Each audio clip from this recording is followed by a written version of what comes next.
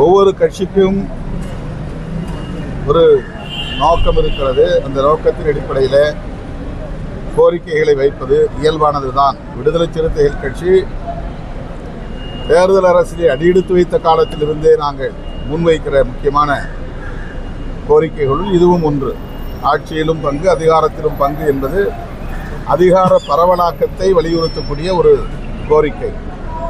1999 இதை நாங்கள் பேசி வருகிறோம். 2016 வாக்கில் தமிழகத்தில் கூட்டணி ஆட்சி என்கிற பெயரில் ஒரு கருத்தரங்கத்தையே நாங்கள் அனைத்து கட்சி தலைவர்களை அழைத்து நடத்தியிருக்கிறோம்.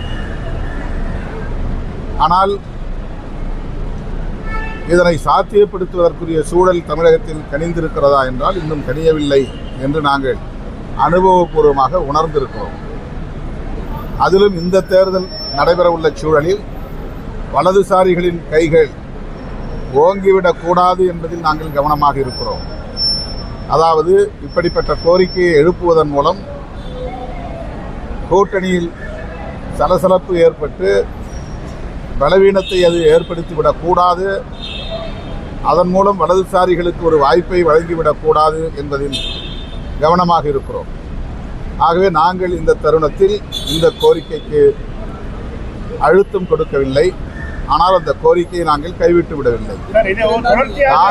காங்கிரஸ் இப்படி ஒரு கோரிக்கையை வைக்கிறது என்று சொன்னால் காங்கிரசுக்கு அந்த உரிமை இருக்கிறது. அது கட்சிக்குள்ளே, கூட்டணிக்குள்ளே பேசி தீர்க்கப்படும்.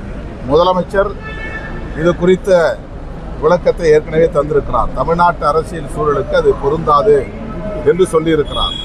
பொருந்தாது என்பதனால் காங்கிரஸ் அந்த கோரிக்கையை மறுபடியும் எழுப்பக்கூடாது என்று இல்லை.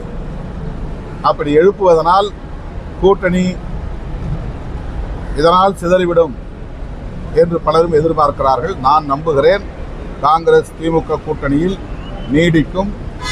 அவர்கள் பேச்சுவார்த்தையில் இதை சுமூகமாக தீர்ப்பார்கள்.